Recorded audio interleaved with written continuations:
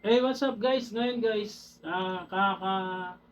set lang natin, kakabay lang ng unit sa account ni Sir. Ngayon, mag-try tayo maghulog. Inopen na natin yung portal. Mag-insert coin tayo. Tignan natin kung gagana na yung unit. Try natin yung 20. Yun, hindi siya tinatanggap. Ngayon yung gagawin natin, punta tayo ng coin slot. Click natin yung 3 dot. Punta natin yung coin calibration. Yung sa coin calibration, ah, ano natin, calibrate natin yung 20. Yun. 20, may countdown na siya ng 15. Ngayon, pag nagulog dito, pitong kara, pitong cruise, tapos dahan-dahan na yung pagulog, huwag mo itutulak. Ganito, makikita mo dito, pagulog ng ano, dapat huwag mo itutulak. Bitawan mo lang. Yan yung tamang pag-calibrate ng unit.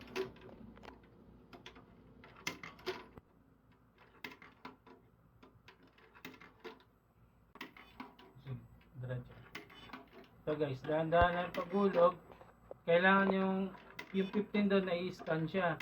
Sumasabay siya. Pag hindi, close nyo lang ulit. Tapos, click nyo ulit yung 20 para doon sa calibration. Itong tarap, itong cruise, mag-okay yan. Tapos yun, nag-okay na ngayon. Try natin ulit maghulog. Refresh natin yung portal ni Sir. Tapos click insert coin. Yun, tumunog siya. Check natin kung tatanggapin na yung 20. Dito makikita mo dyan, tumahulog na. Yun, nahulog na yung 20. Yun, nahulog na yung 20. Okay na. Try natin yung 5 yellow. Kung gagana pa siya. Ngayon, click naman natin yung 5 peso na yellow.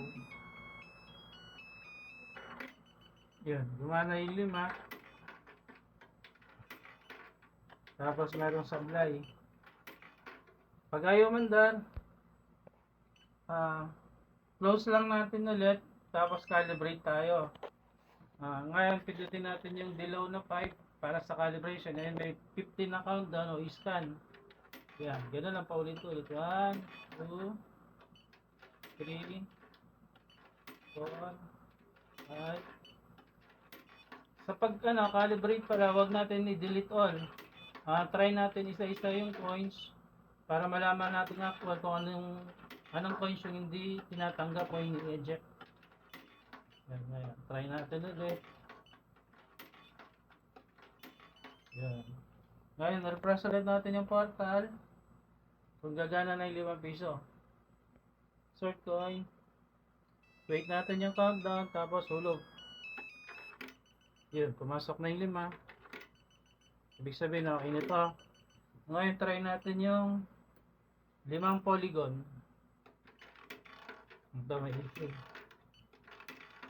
Yun guys, gano'n lang yung gagawin natin. So, bawat may issue yung coins, calibrate lang natin pa isa-isa. Guys, ganito yung paghulog pala guys. No? Bibitawan mo lang gano'n, dahan-dahan. Huwag mo itutulak. Ayaw mo siyang mahulog magkusa. Tapos balik ta rin mo. Tapos makikita mo dun sa countdown na umaandar siya. Pag hindi siya umaandar, close mo lang po. So, post. So guys, ngayon tapos na tayo mag-calibrate ng isa-isang coins. Ngayon try na natin maghulog. Kung tatama yung bilang ng ano natin. Ngayon, 10 pisong luma. Dapat naging 25. 5 pisong bago. Dapat 30. 5 piso. Ayan, tapos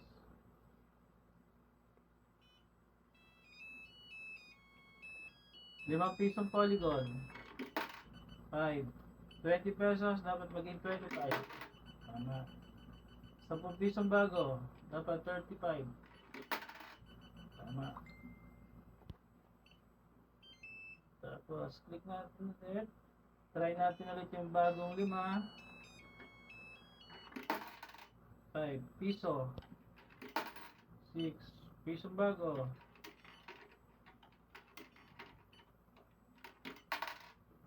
So, 5 pisong dilaw.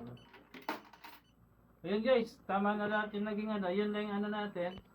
Sa pag-calibrate ng unit, isa-isa lang natin kinakalibrate. Tapos sinusubukan natin isa-isa.